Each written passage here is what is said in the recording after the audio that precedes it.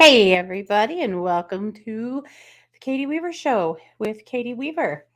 How are you guys? I'm feeling a little rattled trying to get my stuff together and get here on the air. If you are listening live, it is the 30th of November at about 11 a.m. Pacific time. But if you're listening to an archive or a replay, I also want to welcome you to the show. I want to let you know that we're over in the chat room. You can find us by heading over to 12radio.com and clicking on the chat button.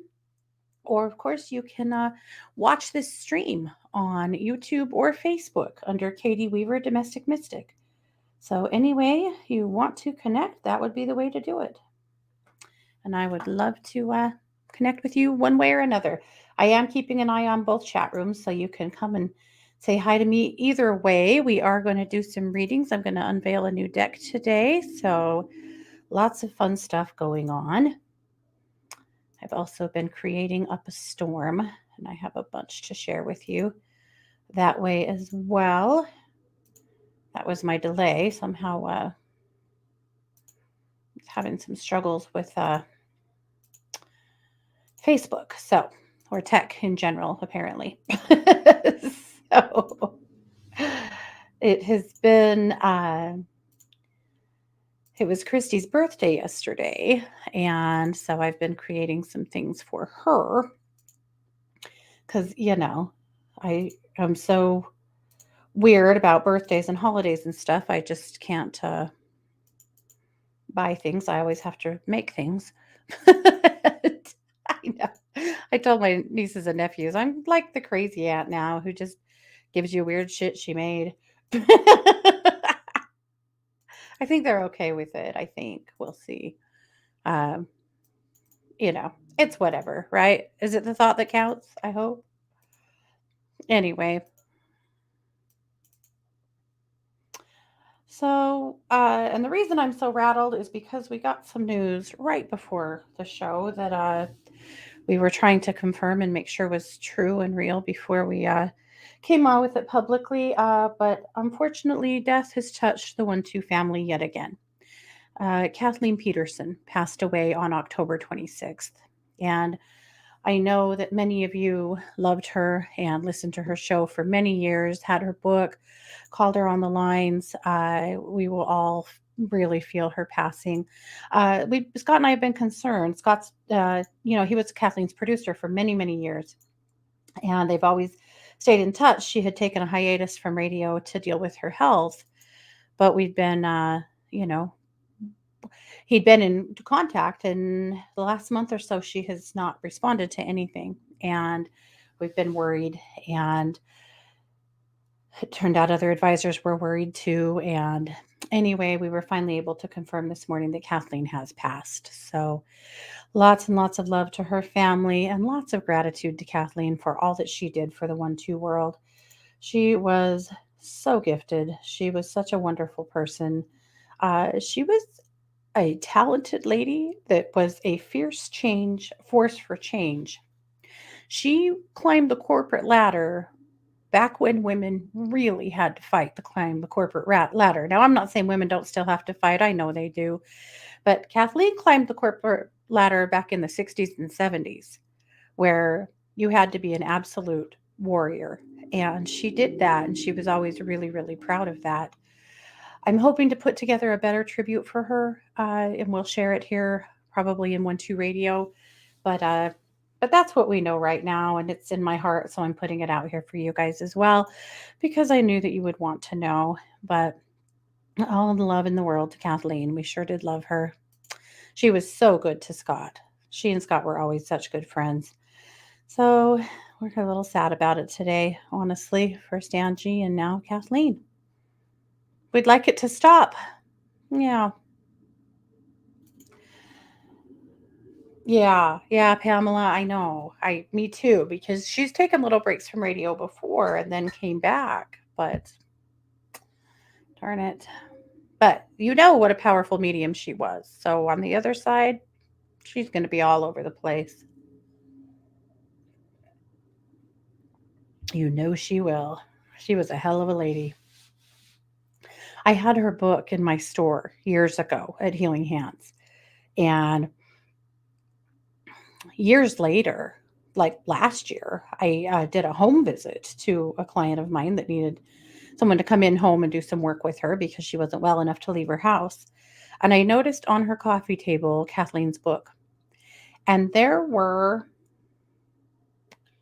my million, I don't know. I was going to say millions, but the book was only like 200 pages. But there were tons and tons and tons of post-its in between the pages with notations and marks and stuff. And so I asked her about it, and she said, "I love this book. I am so inspired by this book, and I use it every day as my daily reading or my daily inspiration." She said that she just uses it as a way to, flip open a page and read that page and use it as a way to, like a daily read. Anyway, I always thought that was really special. I shared that with Kathleen, and she was really thrilled to hear that. It was just neat to see her book sitting on someone's coffee table, so well used and so well loved. So, yeah, pretty cool. Yes. Okay. Well, now you know, and again, we'll try to put together a better memorial for her. She sure deserves that. And you may notice that we didn't really do anything publicly when Angie died because her family had asked for some privacy for grieving, and so we didn't want to violate that and really, get too rowdy about it. But it's probably time. Maybe we can just do something for both of them. So anyway. Well, like I said, I have been creating it up down in my creation room for Christy's birthday, and I wanted to share with you what I made because, I know you'll love to see it. So I did these for Kara for her birthday a few months ago, and they turned out so great. I had to do them for Christy too. So I bring you Golden Girls underpants. So the front of the underwear is a golden girl, her face in a heart.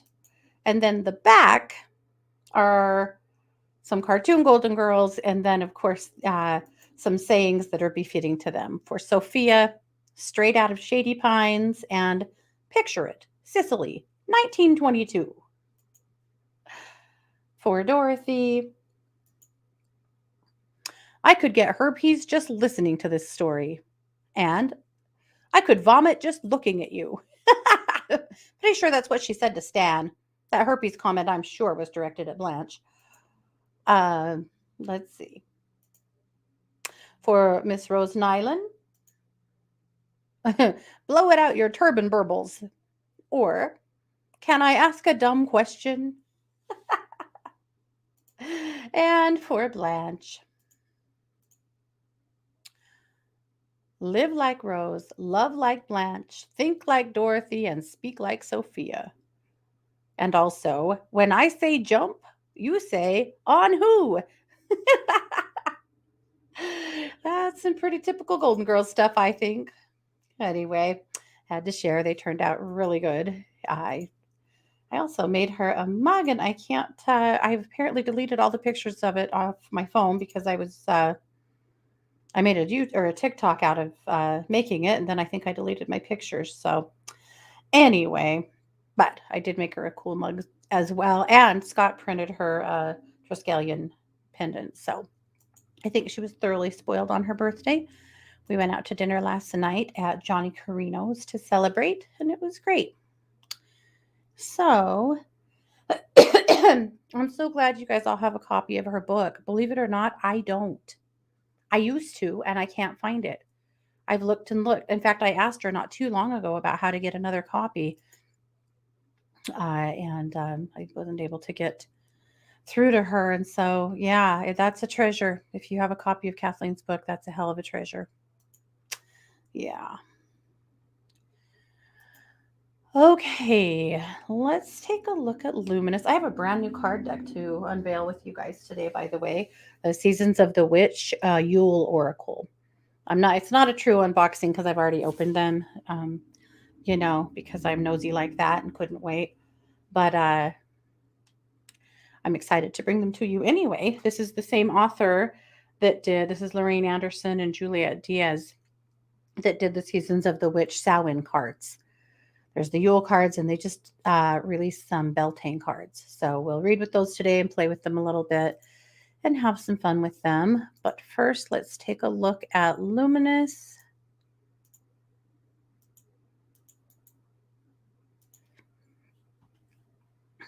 I'm going to put a link in the chat rooms, but just so that you guys know, you can find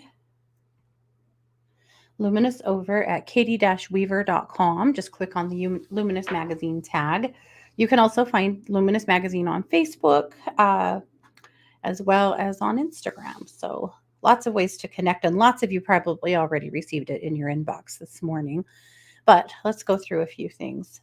I love the cover this week. This is actually a cover that I had a design that I'd purchased to make Christmas cards out of, but I love it so much I decided to go ahead and put it on the cover of the magazine. I might still make some Christmas cards out of it, but isn't it pretty? Love it. Okay. I called the magazine the Love Shining Brightly edition because I feel like it's all we really need to worry about right now. Just loving each other, taking good care of each other, and that kind of jazz. I also talk a little in here about my own loss, and I've been really hesitant. I wasn't even sure if I wanted to do a show today, but here I am. So, I don't know why you'd be hearing last week's show, Denise. I don't know. I know people are talking about the current topic, so I'm not sure what's going on.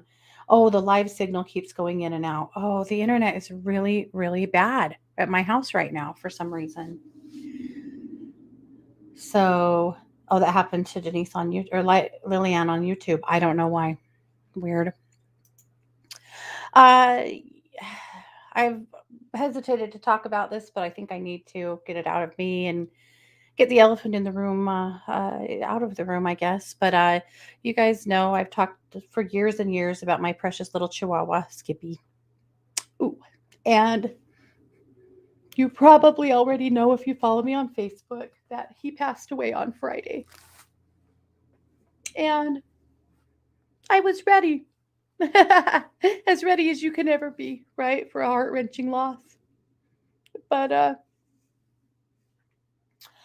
on Tuesday, he had been sleeping in my office and during my show. And right after my show, I stayed in my office and was recording a class for something else. And in the middle of that class, he started to have a seizure. And it's the first one he's had in so long.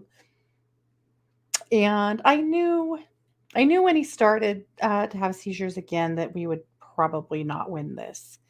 And we knew that. We've been on borrowed time for 2 years, for 4 years, really. But for the last 2 years, he's been a bit of a time bomb and he's required a high level of care. And that's okay. Of course, we've been willing to do that for him. But I always figured if the seizures started up again, there's just no way he could live through them. And why should he have to? So, anyway, he had a seizure so bad that afternoon that I thought he died in my arms. He was dead. He looked at Scott and I both thought he was, and then he breathed.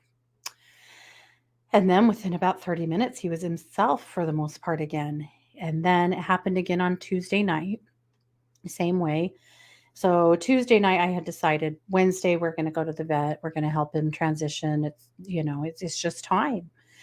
And then Wednesday came and he acted really good and no seizures that whole day and was eating, running, playing, cuddling, acting like himself. I mean, still blind and bonkers like he's been for the last 2 years, but, acting like him. So I went, okay, so I guess not then. But I've always told you guys in animal communication that typically when they stop eating, we know, right? Well, on Thanksgiving, I didn't want to leave him home. And so we brought him with us to my sister Kara's house. And again, he did completely fine.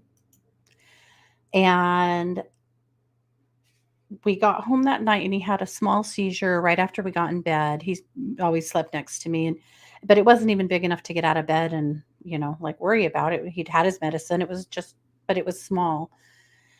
On Friday morning, I got up very early to go Black Friday shopping, and Mars and I gave him his medicine, and but I should say on Thursday night, he refused to eat his dinner.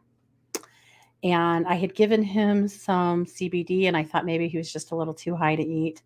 Maybe I gave him a little too much. And so I wasn't too worried about it, but I still had that inkling. They always tell us, if they quit eating, that's when you know.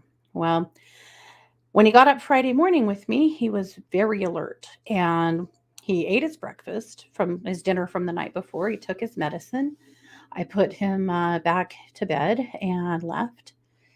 And we left the house about 6:30.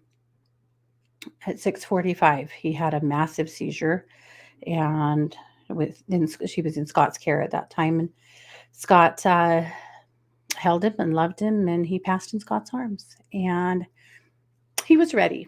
He was so ready, and he was so tired of being in that body. I know that. I do. And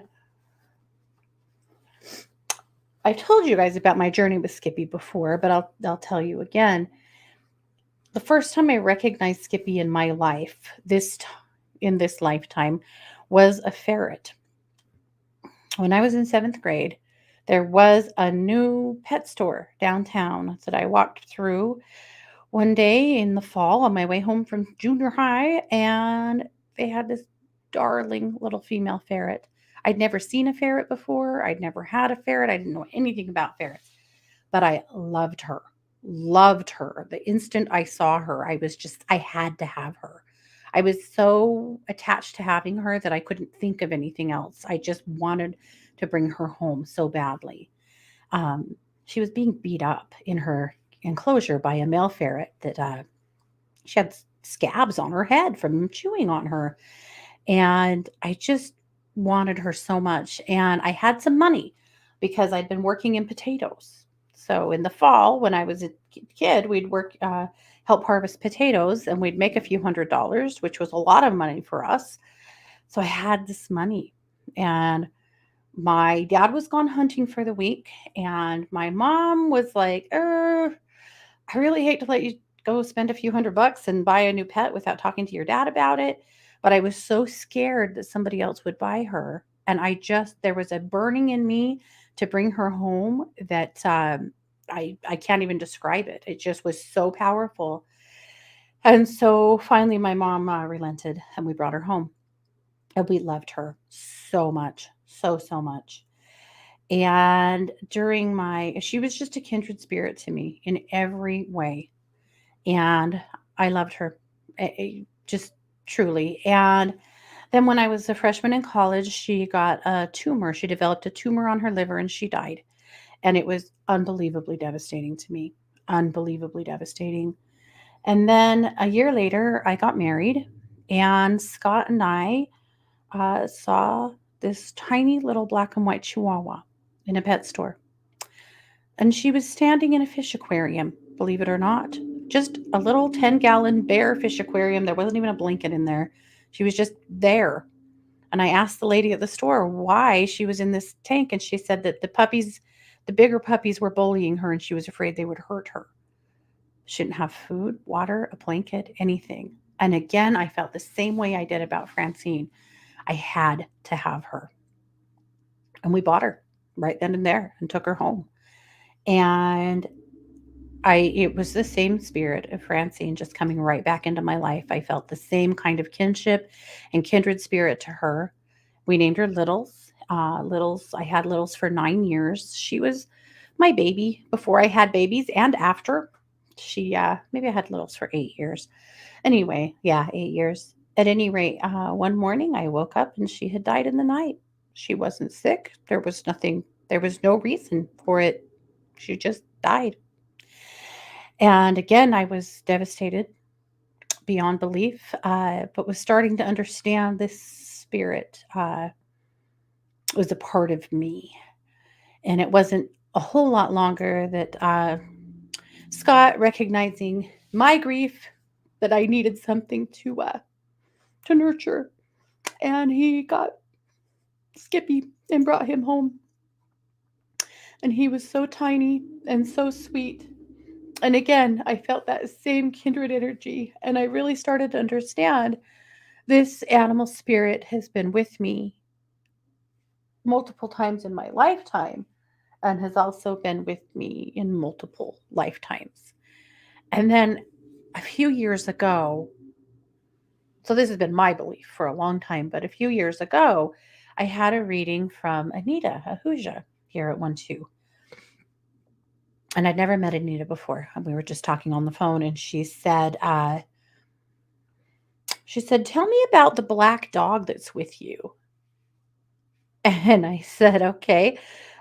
She said, "I can see this black dog, this dog, this animal spirit's been with you for lifetimes, but it's this black dog." And I said, "Well, he's not in spirit." I said, "He's in physical form. He's sitting in my lap." And she went, "Oh, oh." She said, "Well, he's this animal's been with you for lifetimes. You know that, right?" And I said, Yeah, I do know that." And she said, "Okay. Well, or this spirit is, this animal is supposed to be with you and is a guide for you and a part of you." And, it was just such a cool, affirming experience. Anita's so gifted. And it was such an amazing experience for me to just kind of affirm, like, you know, I know he'll always be with me. And 2 years ago, when the seizures got really bad, and I thought he would die then, I thought we were losing him then. It was very glitchy, very touch and go. And somehow miraculously he lived through what he went through then, and on a lot of medication. But at that time, my agreement with him was, when you're ready, when you're done with this body, go, go, and then come back when you're ready. So here's what I know that he will be back. He always is. I know that I will be okay. I always am. But I'm pretty tender right now. And again, I kind of hesitated, like, do I really want to come on the air and cry? But at the same time, this is real. This is just real. This is life, right? We all go through our grief. We all go through our hurt. And we all find our way through to the other side of it. So here it is. Raw and real, right? Anyway, it is what it is. And it sucks. But I've always said to my kids, when my parents died, I said, it wouldn't hurt so much if we didn't love so much, and I would never trade that. Often I talk to people who, after they lose a pet, they say, "I'm never getting another one. I'm never doing this again. I'm never going to go through this again. It hurts too much. I can't put myself through it." I understand that sentiment to a certain degree, but at the same time, there's nothing like the love of an animal in your life, you know? Yeah. Not me. I will always surround myself with animals, I think, but you know, they get me. Oh, Laurie came in late. Laurie, Kathleen Peterson has passed, babe. She died on the 26th of October. Yeah. Okay. Well, are you guys tired of bad news yet? I am. I promise. I am. Okay, we're gonna move forward. All right. So I realized I didn't share the screen in the live chat. I like to do that. So let me do that quickly here. Bit of a hot mess, as you can see. Okay. So all right. So my musings today, I was thinking about what helps me the most when I am struggling, what lifts me up, what gives me some joy, what gets me in a better headspace. And it's service. It always has been. So I found this great list from the Mama Diaries for 25 days of random acts of kindness. And I thought that was perfect since we are tomorrow heading into December and 25 days until Christmas. So let's talk about them. I would also love to hear your suggestions if you have others. Smile at someone just because. Buy the person behind you coffee. Donate toys to charity. Make homemade dog treats and deliver them to a shelter. That's a fun idea. I've never thought about doing that. You might check with the shelter and find out if they want that or if there is a certain brand they like. Bake cookies for your neighbor. Love that. Donate to a food bank, particularly this year. They need them. The food banks are so tapped out. Send a card in the mail just because. Volunteer. Donate old blankets and towels to an animal shelter. Brilliant. Paint rocks and hide them for others to find. Do you guys do this in your community? People do this where I live. They paint motivational rocks or art or whatever, and they hide them around the community. And then there's actually a Facebook page that you can go onto to share pictures of the rocks that you found, and or also let people know that you have hidden some rocks in any certain place. It's kind of a fun thing. Yeah. Okay. Send a care package to deployed soldiers. Always so welcome. Pay for someone's meal at a restaurant. Let someone go in front of you in line. I like that one a lot. People are so surprised when you go, oh, I've got all this stuff and you have three things. Go in front of me. You know, sometimes they'll argue with you. Mow the lawn, rake the leaves, or shovel snow for your neighbor. Leave a generous tip at a restaurant. I saw the coolest thing the other day. Some friends that get together every December. There's 21 of them that showed up this last year. 21 friends. And the deal is you bring $100 bill to breakfast. So they got together for breakfast or brunch in a restaurant anyway. So, and then everyone puts their $100 bill in an envelope together.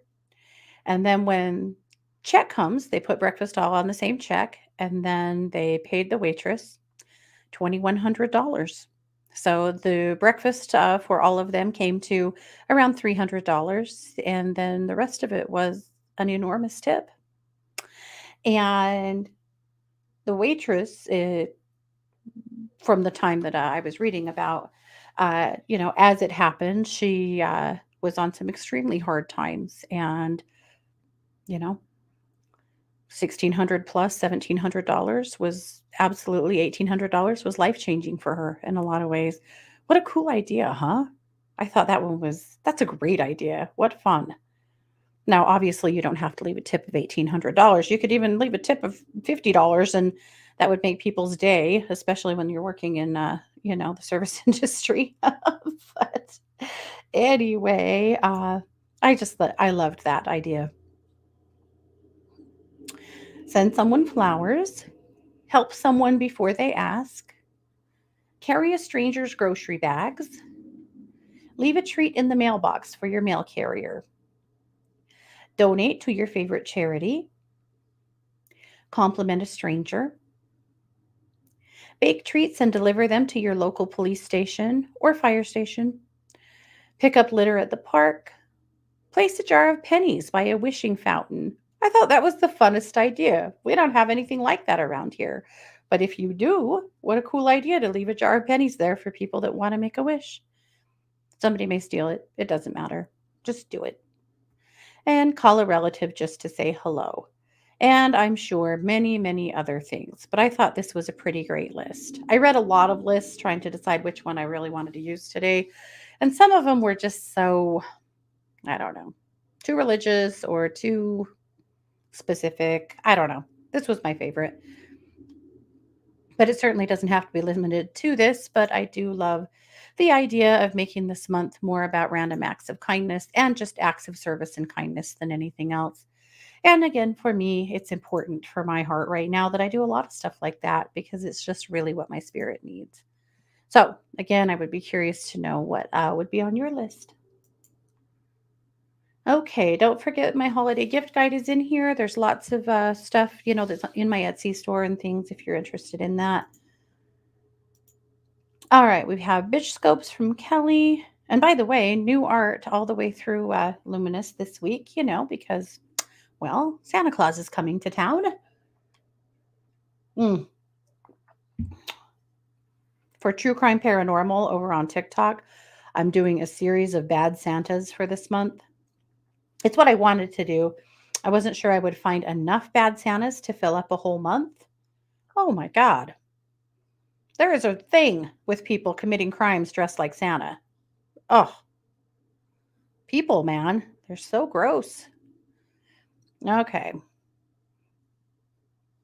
let's take a look. So we do have the new moon eclipse this month, and I'm not trusting it. I thought that full moon eclipse was pretty intense, so I'm already dodging that or ducking a little bit for the full moon eclipse. Not sure what that's going to feel, or the new moon eclipse. Not super excited about that. That'll be on the 4th, by the way. Yeah, that'll be interesting. So let's read somebody's scope. Kelly does such a great job with bitch scopes. How about Gemini? This eclipse could be a heart opener for you. Due to the involvement of Uranus in all of this, I don't think you'll see it coming. It may be a new relationship, or maybe just a deep activation of your love. Sagittarius rules long distances and relationships with foreigners. Don't knock it till you try it. You should also check out job opportunities now and over the next few weeks.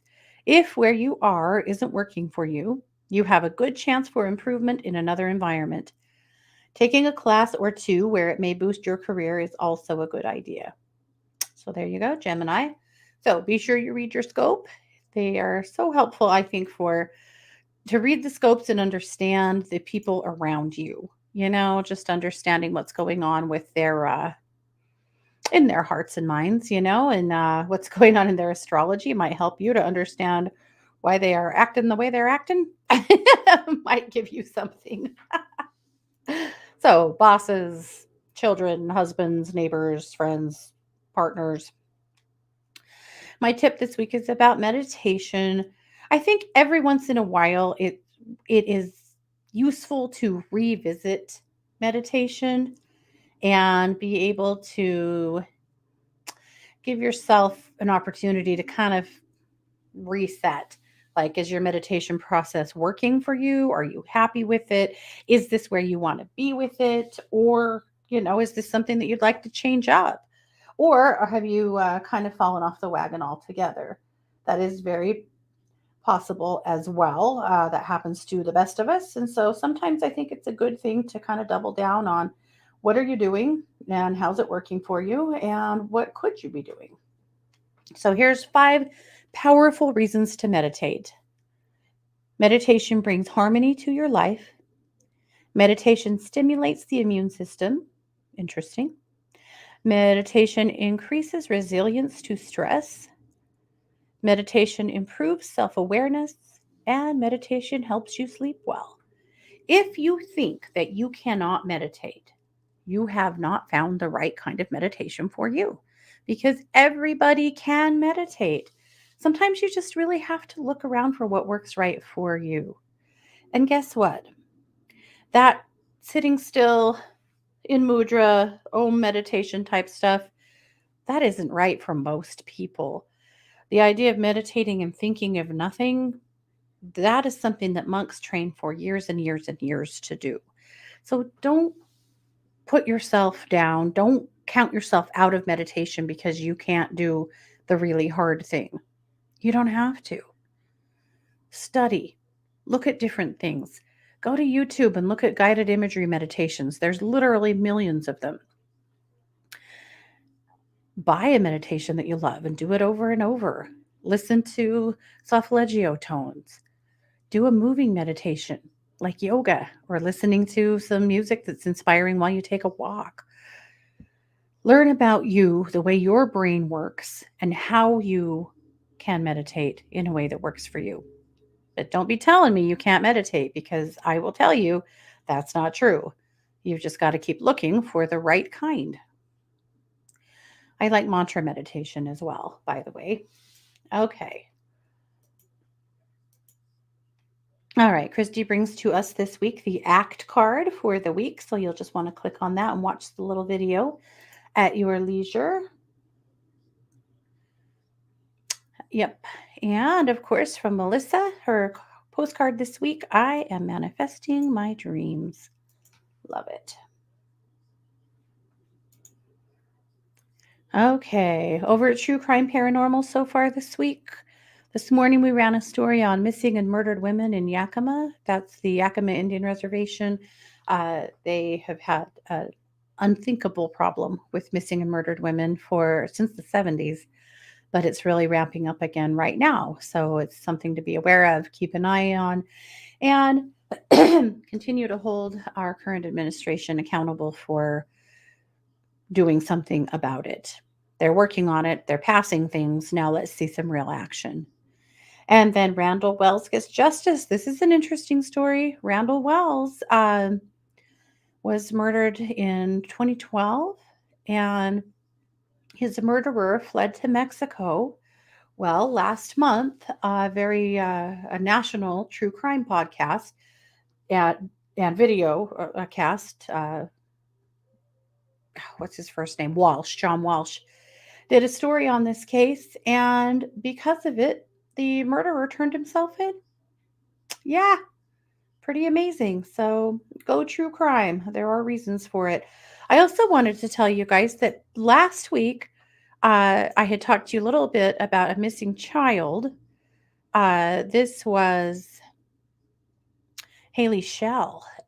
She was a runaway out of Arkansas, and mom was really struggling with law enforcement because even though she was a 15-year-old runaway, they don't want to do anything with runaways, and they just don't. And she had good reason to believe that Haley had actually been trafficked. And anyway, some very incredible news this weekend out of Haley's hometown. Haley was found safe in Chicago in his home. And it happened because of social media and the media. Because of social media getting involved in podcasts like mine, uh, a local news station finally agreed to interview mom and run a story. The local news stations had told her that they had more important cases to worry about, that they were not dealing with runaways. Yeah, they said that. I get it. She left on her own accord. I also get that she's 15 and doesn't know what the hell she's doing. She's still a vulnerable child. I don't understand how that isn't really obvious. But anyway, so she mom went to Little Rock last Wednesday. They aired a big story on Thursday and again on Thursday night, Thursday afternoon, and then again on Thursday night. And on Sunday, a lady happened to see Haley, who had seen her story because of the media, who called the police, and they were managed to get Haley home safe. So huge success story there. It can happen, but if every missing persons case got the attention that Gabby Petito's case did, we would have a whole lot less cold cases, because in this day and age, somebody has seen something, right? Somebody knows something. So anyway, I'm really, really excited to be able to share that with you guys, and just so excited for Haley's mom and her family that Haley's home, and now they can begin the process of healing the issues that you know that were the catalyst for this in the first place. But what a relief. All right, Anita says from Anita and the Master, she brings us Archangel Gabriel, the divine messenger, the heralder of sacred news. And she has a good article there about how to connect with Archangel Gabriel and why you should. And then, of course, Jamie Dawn has Celestial Wisdom this week. She has a great video about what's coming up this week, including that eclipse that's coming. So be sure you take a look at that as well. So there you go. That is Luminous this week. So hopefully you found a tidbit here or there that's of interest to you. Okay. Well, let's take a look at these freaking awesome cards. I'm having fun with cards for Christmas. I found these awesome trays. They're wood. They have a groove in them that you put your cards in when you pull them.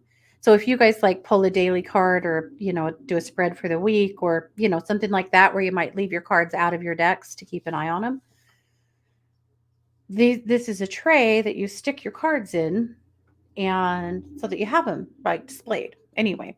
So I asked Scott if he would make me a handful of those for Christmas gifts because I think they're really cool.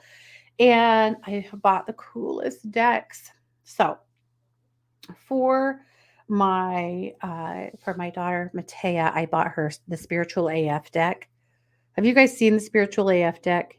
You can get it over on Amazon. Christy bought it at Barnes and Noble, actually, and it is so good. It's hard hitting. It's in your face. It's one of those desks that, like, it's a Kelly McLean deck, right? It tells you how it is right this minute. No mincing words, and it's so good. Anyway, she'll love it. It's just like her, and because she too is just like that. It's great.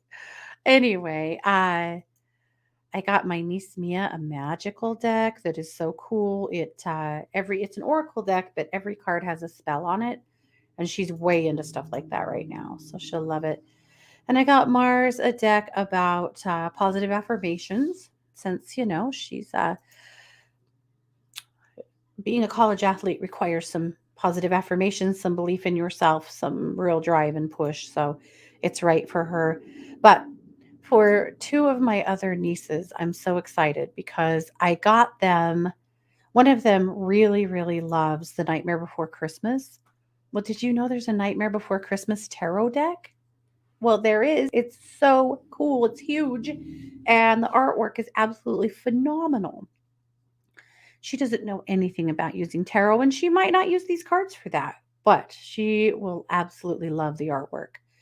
And then for my younger niece, there's a deck that's been on back or pre order for a while now that a lot of tarot enthusiasts have been really excited about that has finally hit the market. And it is Disney Villains Tarot. And the artwork is phenomenal.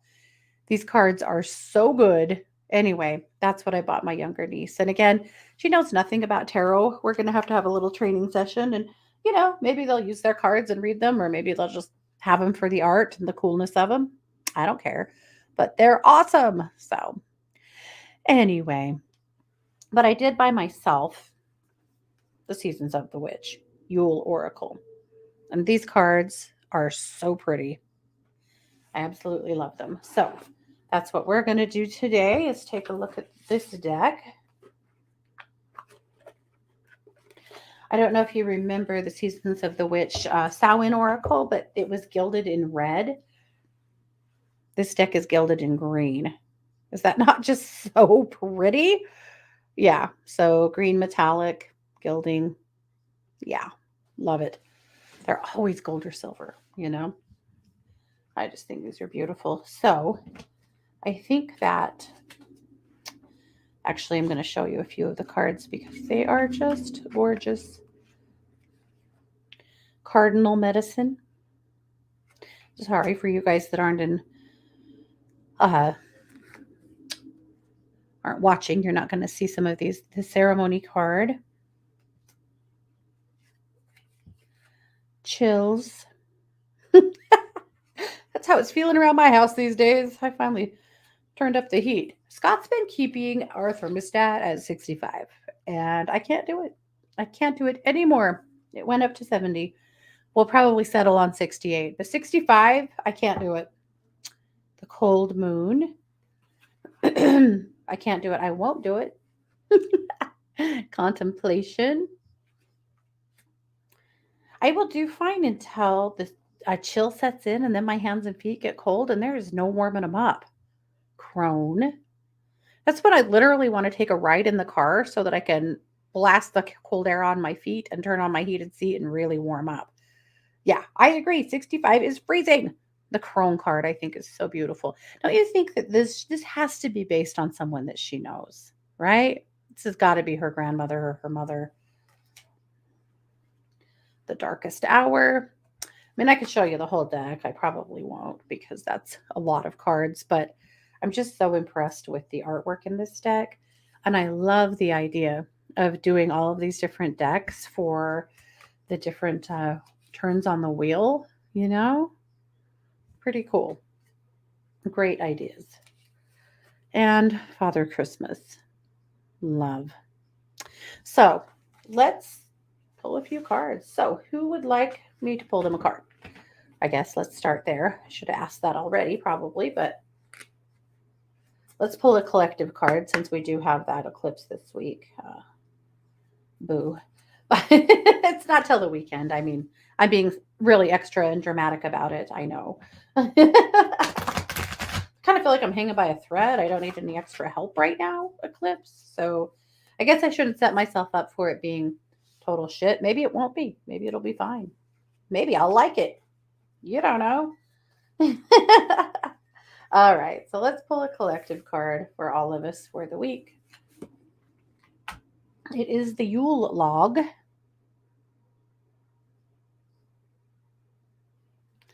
And the meaning behind the Yule log, according to the card, essentially is a reminder that you are in control.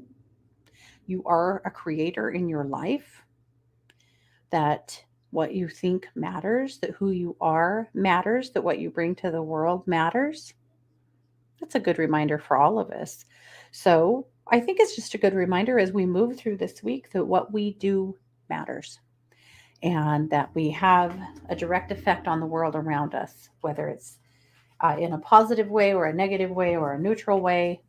Just that reminder that who you are, what you do make a splash. You do make some ripples in this pond of life, whether you mean to or not. It's just worth remembering so that you know, control your energy a little more. Or you don't. Maybe you already do. But all right, Sharon, let's pull you a card.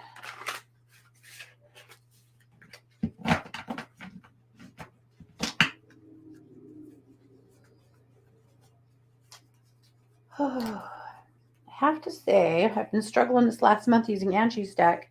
Her gratitude deck is awesome. It's just really hard on my hands. It's big and thick. These are slick and easy and nice. No disrespect to Angie's gratitude deck. You know how much I love it. All right. Sharon, it is the Telling Stories card. And I really love this because I know you've been really, really connected to your daughter recently.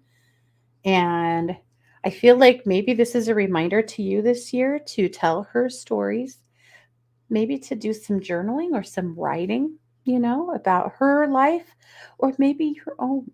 Maybe this is a good memoir opportunity for you to work on your own memoirs for your family.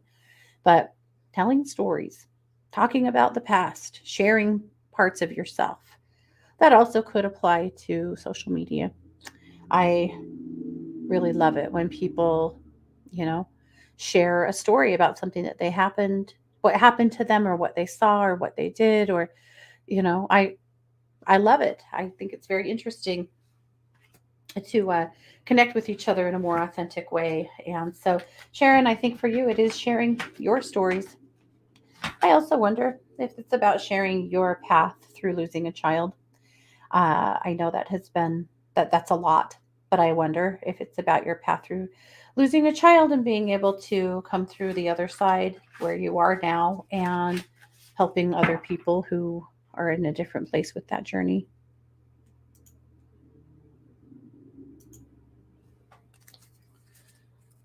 Okay.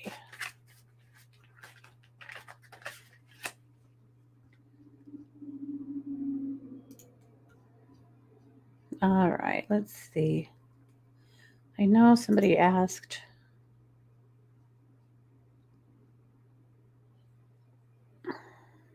Let's see.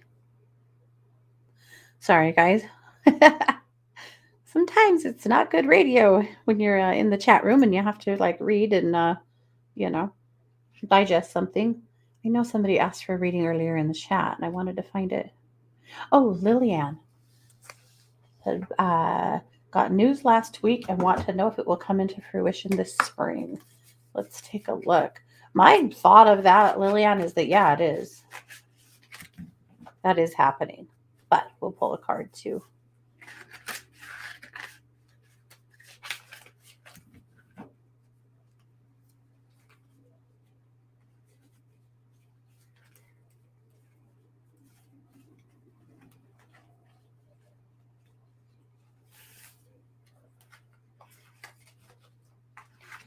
Okay.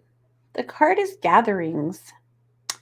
Gather, gather, festive witches. This is the poem on the card. Sometimes I don't share them if they don't make sense, but speak of joy and drink to wishes. Take one, give two, celebrating all the blisses. Celebrating. I think that's a great affirmation that you are on the right track. I feel like what this news that you're getting is going to happen. This is going to lighten your load a lot. Your worry. Uh, you can put your eggs in this basket. It's going to be good. This is great news for you, and everything is going to be okay. Yeah. So, yay, we'll take it, right? Yeah. Oh, all righty. Well, I want to let you guys know, as always, that I'm a professional psychic advisor over at 12Listen, and you can find me every day doing readings, energy work, animal communication, mediumship, doing my best to help out however I can. And I would love to talk to you over there. And of course, I'll be there every day. Oh, Sarah would like a card if there's time. You know what, Sarah? There is a half a minute. So I'm going to go ahead and I'm going to do that. Okay.